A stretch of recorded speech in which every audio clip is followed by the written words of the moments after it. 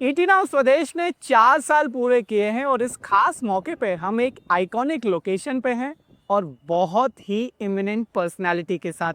जी हाँ, जैसा कि आप देख के समझ ही गए होंगे, हम इस समय एनएसी में खड़े हैं। हमारे पीछे बुल भी है और साथ में जो आइकॉनिक जगह है एनएसी के बाहर, वहाँ पर आशीष चौहान जी हमारे साथ मौजूद हैं बातचीत करने के लिए। मिस्टर चौहान, बहुत बहुत शुक्रिया इस ऐतिहासिक मौके पर, ऐतिहासिक जगह पे, और हम करेंगे जहाँ पे निवेशक बहुत सारे अपने सपने संजोने की कोशिश करते हैं, उस जगह पर हम आपसे बातचीत करने का मौका मिल रहा है, तो इसके लिए शुक्रिया। लेकिन पहला सवाल आपसे मैं करना चाहूँगा, 4 साल ईटी नाउ स्वदेश ने पूरे किए और इस समय जो हम खड़े हुए हैं वैश्विक हालात में, बहुत सारी चीज़ें हैं। जब अब कोई निवेश करता है तो कोई 4 बातें जो आप बताना चाहें।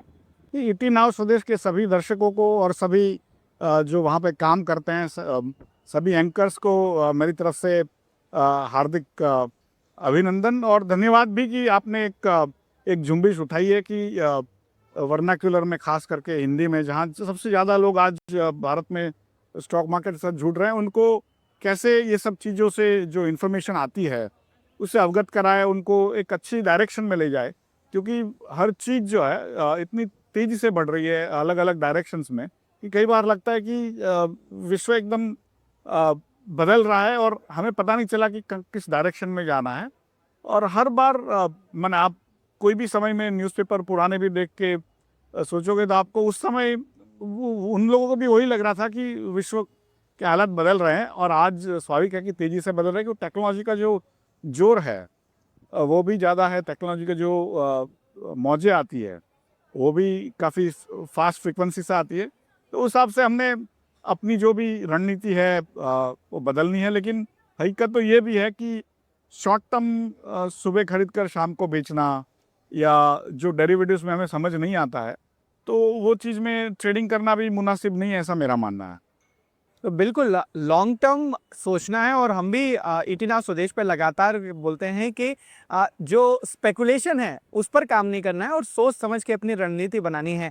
लेकिन मैं अगर बात करूं भारत की अर्थव्यवस्था की, तो वहां पर हम 4 कदम ऑलरेडी चल चुके हैं। इनफैक्ट हम तीसरे पायदान पे ऑलमोस्ट एंटर हो गए हैं और आगे जाके 2047 तक का जो हमारा विकसित भारत बनने के लक्ष्य है, उसमें स्टॉक मार्केट्स का और खासकर इससे जुड़ी इंडस्ट्रीज का कितना इम्पैक्ट होने वाला है?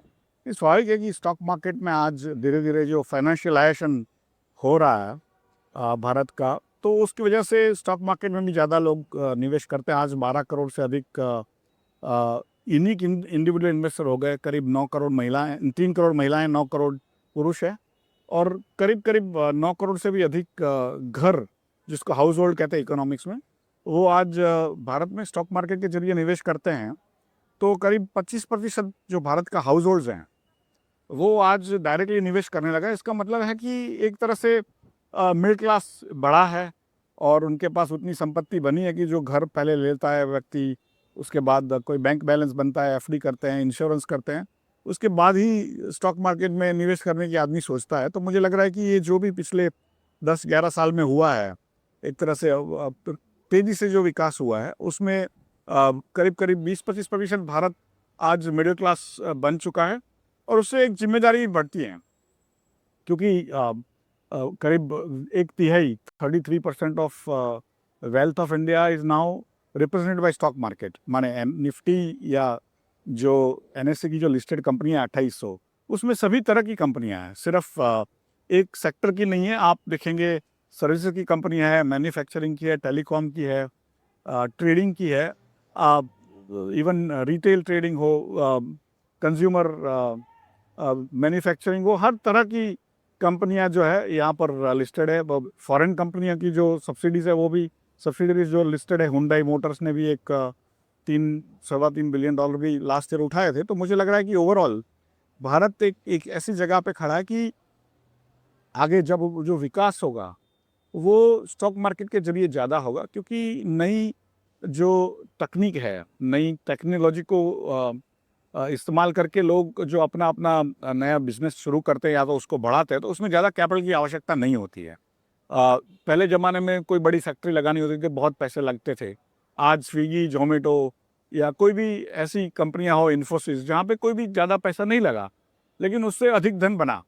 तो मुझे लग रहा है कि ऐसी कई कंपनियां भारत में आती रहेगी आगे भी, और इन्वेस्टर्स के लिए भी, उनके जो एम्प्लॉयज़ हैं उनके लिए भी एक अच्छा मौका रहेगा।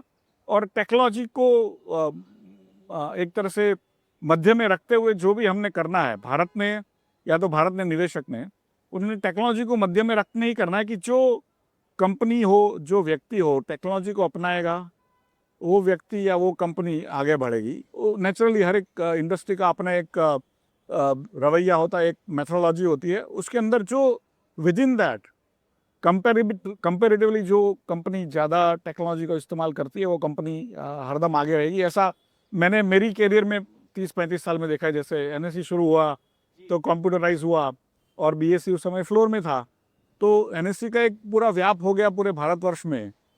तो उसी की वजह से खास करके निवेशक भी बढ़े, लेकिन एनएससी का एक दबदबा हो गया, उसको एक राह मिली, एक फास्ट मूवर एडवांटेज जो मिलता है। तो मुझे लग रहा है जो भी व्यक्ति, जो भी कंपनी टेक्नोलॉजी अपने बिजनेस में ज़्यादा अडॉप्ट करेगा, it doesn't have to be IT only, deep जो भी टेक नई हो, दिशा है। डीप टेक हो, कोई भी तरह की नई दिशा हो, उसको हमें अपनाना पड़ेगा। और भारत का एक पिछले 30-35 साल में एक अलग तरीके का विकास हुआ है कि विश्व में बहुत कम लोगों ने, बहुत कम देशों ने टेक्नोलॉजी को अपनाया जैसे भारत ने अपनाया। भारत ने एक तरह से आत्मगत कर लिया, अंतर्गत कर लिया उसको। और वही चीज़ मुझे लग रहा है कि भारत को जब अगले 30-50 साल में विकसित भारत का जो सपना हम देख रहे हैं, वो भारत को एक तरह से एक बल देगा, एक दूसरे देशों के जो कंपैरिजन में हमें बहुत आगे ले जाएगा। आपने बात की कि किस तरीके से टेक्नोलॉजी अडॉप्ट की, खासकर एनएससी ने, और जिस तरीके से आपका मार्केट शेयर, जिस तरीके से ग्रोथ हुई और साथ निवेशकों की ग्रोथ हुई है, वो अपने आप में एग्जाम्पल है। लेकिन हमेशा हम पूछते हैं आगे क्या, तो उसमें एनएससी के लिए मैं पर्टिकुलरली जानना चाहूँगा आगे के लिए क्या योजनाएं हैं। आपने डीप टेक की बात करी, एआई की बात करी, क्या इन सारे का जो प्रयोग है वो और भी ज़्यादा होने वाला है, और कुछ स्पेसिफिकली आपके एजेंडा में है?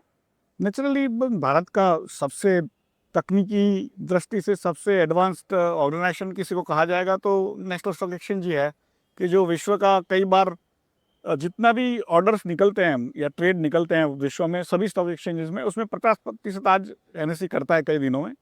तो नेचुरली टेक्नोलॉजी के माध्यम से ही एनएससी बना था, और टेक्नोलॉजी का एक आगे रहकर कि विश्व को उसने एक दिशा दी। विश्व की जितनी भी ऑटोमेशन हुई स्टॉक मार्केट में, वो एनएससी के सक्सेस होने के बाद हुई है।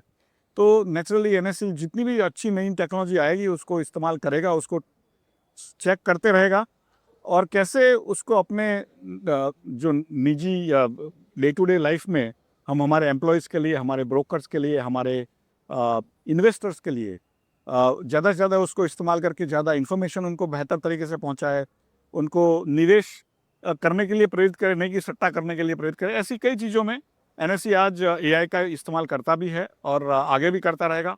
रेगुलेटरी जो फ्रेमवर्क होता है जिसको रैगटेक कहते हैं, उसमें भी एनएससी काफ़ी बढ़ चढ़ के एआई को इस्तेमाल करता है, लेकिन अभी शुरू के दिन हैं। अब एआई इतना व्यापक मात्रा में विश्व में फैला नहीं है, लेकिन ज़रूर फैलेगा। और उसका एक जैसे इलेक्ट्रिसिटी पूरे विश्व में 100-150 साल में फैल गया, वैसे ही जो एआई है अगले 10-15 साल में आपको हर चीज़ में एआई का एक अंश आपको देखने मिलेगा, और कहीं ना कहीं एनएससी भी उसमें भी एक हिस्सा अपना लेगा।